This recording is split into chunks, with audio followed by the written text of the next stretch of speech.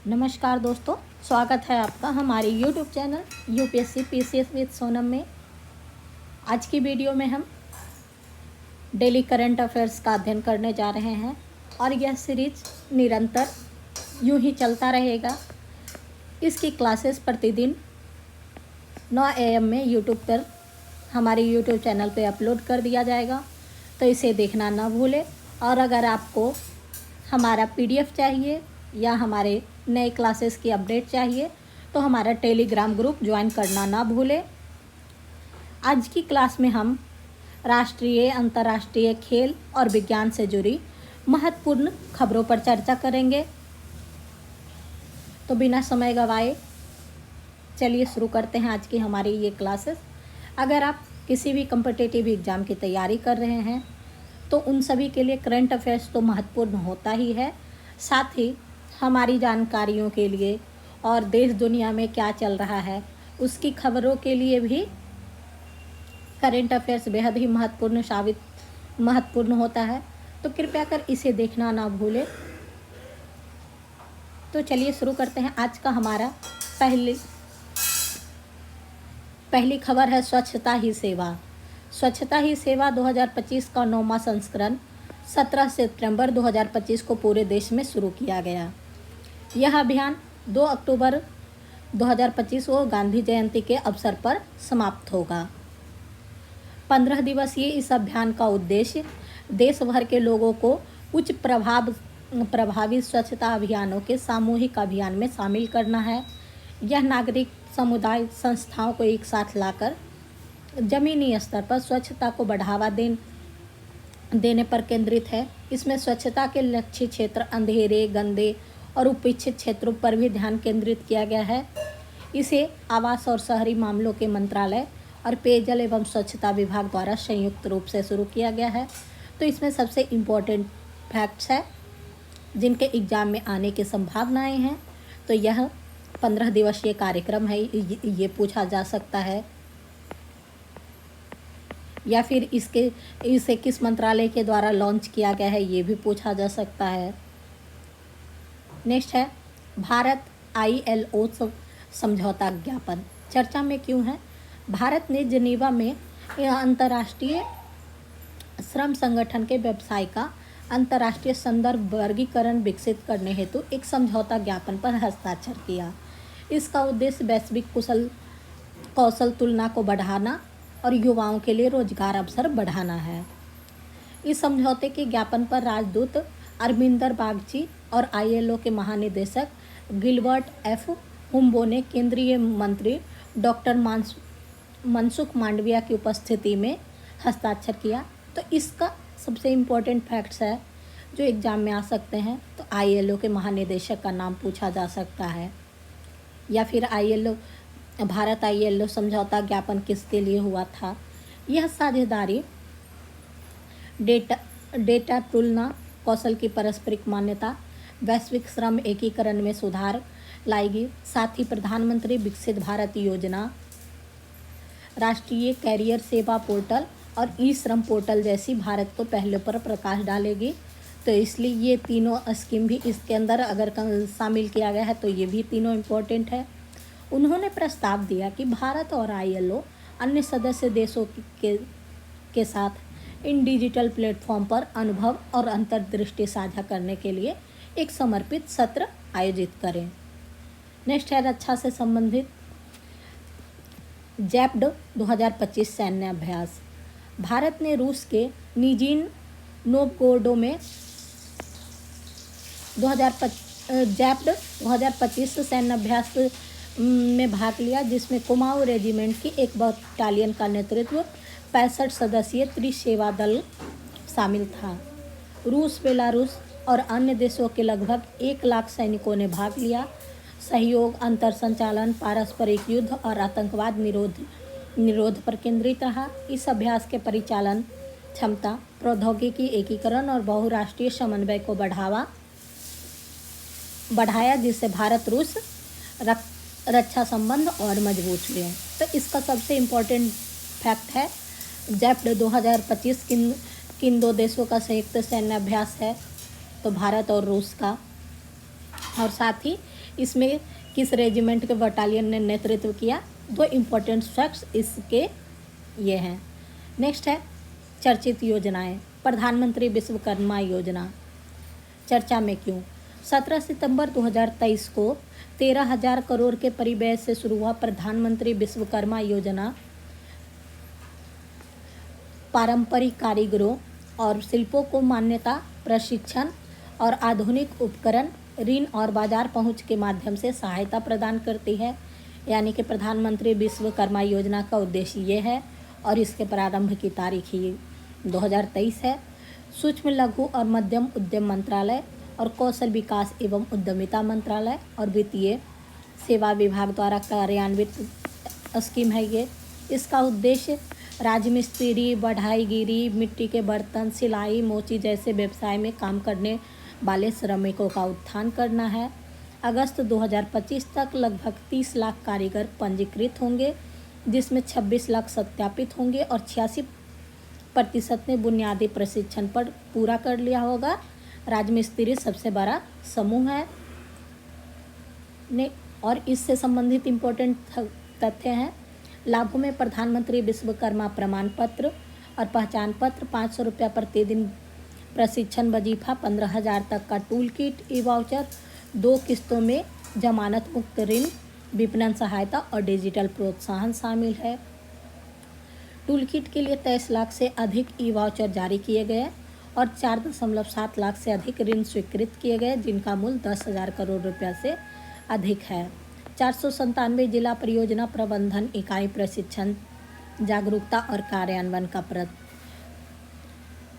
का प्रबंधन करती है। अपेक्षित लाभ कई हैं। जो शिल्पकार पहले बिना पहचान या मान्यता के काम करते थे, वे अब अपने कामों के लिए सामाजिक दर्जा और मान्यता प्राप्त कर सकते हैं। कौशल प्रशिक्षण और आधुनिक उपकरण से उत्पादकता बढ़ने, देरी कम होने और उत्पादन की गुणवत्ता में सुधार होने की संभावना है। सुलभ ऋण अनौपचारिक उच्च ब्याज दर वाले ऋण पर निर्भरता कम कर सकता है। बाजार संपर्क और डिजिटल लेन देन नए खरीदार बाजार और आय स्थिरता खोल सकता है। तो ये मेंस के लिए भी इम्पोर्टेंट फैक्ट्स है। मान्यता, प्रशिक्षण, ऋण और आधुनिक उपकरणों को मिलाकर इस योजना का उद्देश्य पारंपरिक कौशल को स्थायी आजीविका में बदलना है। नेक्स्ट है स्वस्थ नारी सशक्त परिवार अभियान। स्वस्थ नारी सशक्त परिवार अभियान 17 सितंबर 2025 को 8वें पोषण माह के रूप में शुरू हुआ। यह अभियान महिलाओं, किशोरियों, बच्चों के लिए निवारक, प्रोत्साहनकारी, उपचारात्मक सेवाओं को मजबूत करने के प्रयास का एक हिस्सा है। इसका उद्देश्य देश भर के आयुष्मान आरोग्य मंदिर, सामुदायिक स्वास्थ्य केंद्र, जिला अस्पताल और अन्य सरकारी केंद्रों में 1 लाख से ज़्यादा स्वास्थ्य शिविर लगाना, जिससे यह भारत में महिलाओं और बच्चों के लिए सबसे बड़ा स्वास्थ्य अभियान बन जाएगा। इसका नेतृत्व स्वास्थ्य एवं परिवार कल्याण मंत्रालय और महिला एवं बाल विकास मंत्रालय और आयुष मंत्रालय सहित अन्य मंत्रालयों के सहयोग से संयुक्त रूप से किया जा रहा है।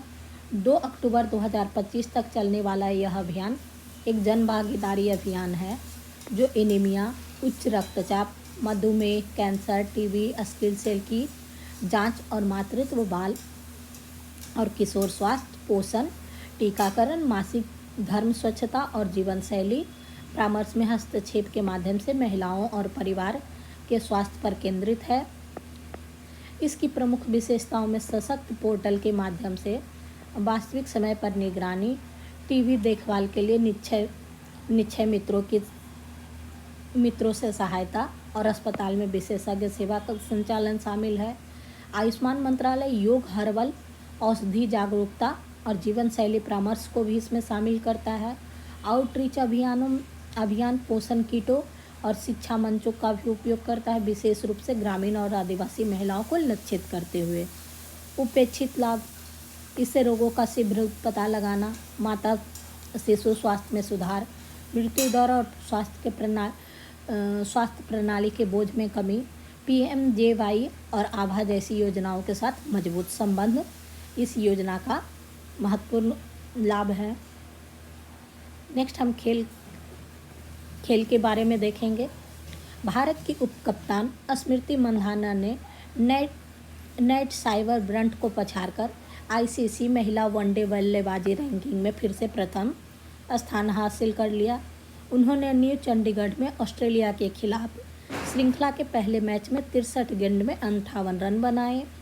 उनकी जोड़ीदार प्रतीक रावल और हरलीन देओल भी रैंकिंग में ऊपर पहुंचे, जबकि ऑस्ट्रेलिया की बेथ मुनी 5वें स्थान पर। इनाबेल सदरलैंड फोएबे लिचफील्ड ने भारत के 281 रनों के लक्ष्य को पीछा करते हुए अपनी टीम को 8 विकेट की जीत के बाद 3 मैच श्रृंखला में 0-1 से बढ़त ली। नेक्स्ट है all women's sports network. All women sport network ने सऊदी अरब के फुटबॉल महासंघ और राष्ट्रीय प्रचारक सऊदी स्पोर्ट्स कंपनी के साथ साझेदारी में सऊदी अरब में एक समर्पित महिला खेल चैनल लॉन्च किया। ऑस्कर विजेता अभिनेता और हास्य कलाकार वहूपी गोल्डबर्ग द्वारा सह-स्थापित AWSN को पिछले साल के अंत में महिलाओं के खेल को विशेष रूप से प्रदर्शित करने वाले पहले वैश्विक मीडिया चैनल के रूप में लॉन्च किया गया। नेक्स्ट है दृष्टिबाधित महिलाओं का T20 विश्व कप। भारत ने 1 से 25 नवंबर तक नई दिल्ली और बेंगलुरु में आयोजित होने वाले पहले दृष्टिबाधित महिला T20 विश्व कप के लिए 16 सदस्यीय टीम की घोषणा की है। इस टूर्नामेंट में Australia, England, Bharat, Nepal, Pakistan, Sri Lanka, USA की टीमें भाग लेंगी। इसमें 21 लीग मैच, 2 सेमीफाइनल और 1 फाइनल होगा। इसका आयोजन भारतीय दृष्टिबाधित संघ द्वारा किया जाता है, जो दिव्यांगजनों के लिए समर्थनम ट्रस्ट क्रिकेट की शाखा है। भारत की महिला दृष्टिबाधित टीम ने 2023 में IBSA विश्व खेलों में स्वर्ण पदक जीता, जहां दृष्टिबाधित क्रिकेट ने अपनी शुरुआत की और फाइनल में ऑस्ट्रेलिया को हराकर। टीम B1 में सीमू दास दिल्ली, P करुणा कुमारी आंध्र प्रदेश की, अनु कुमारी बिहार की, जमुना रानी टुड्डा और ओडिशा की, काव्या बी कर्नाटक की। टीम B2 में अनेखा देवी दिल्ली की, बसंती हंसदास ओडिशा की, सिमरनजीत कौर राजस्थान, सुनीता सराठे मध्य प्रदेश और पार्वती मरंडी उड़ीसा की। B3 श्रेणी में दीपिका TC कर्नाटक की कप्तान है, फूला सोरेन, गंगा S कदम, काव्या NR, सुषमा पटेल और दुर्गा येबले हैं। नेक्स्ट है महत्वपूर्ण दिन या तिथि। हैदराबाद मुक्ति दिवस। तेलंगाना 17 सितंबर को तेलंगाना प्रजा पालन दिवस के रूप में मनाता है, जो 1948 में हैदराबाद राज्य के भारत में एकीकरण का प्रतीक है। इसी दिन सरकारी कार्यालय पर राष्ट्रीय ध्वज फहराया जाता है। 2023 में BRS सरकार ने इसे राष्ट्रीय एकता दिवस के रूप में मनाया, जबकि केंद्र सरकार इसे राष्ट्रीय हैदराबाद मुक्ति दिवस घोषित किया। ऑपरेशन पोलो के माध्यम से प्राप्त इस विलय को निजाम शासन से मुक्ति या भारतीय संघ में एकीकरण के रूप में जाना जाता है। हैदराबाद का भारत में एकीकरण सरदार वल्लभ भाई पटेल के द्वारा हुआ था। कुछ महत्वपूर्ण वन लाइनर तथ्य हैं। भारतीय क्रिकेट कंट्रोल बोर्ड ने अपोलो टायर्स को 2.5 साल के लिए मार्च 2028 तक टीम का नया प्रमुख प्रायोजक घोषित किया। ड्रीम 11 की जगह अपोलो टायर्स का लोगो सभी प्रारूप में पुरुष और महिला जर्सी पर दिखाई देगी।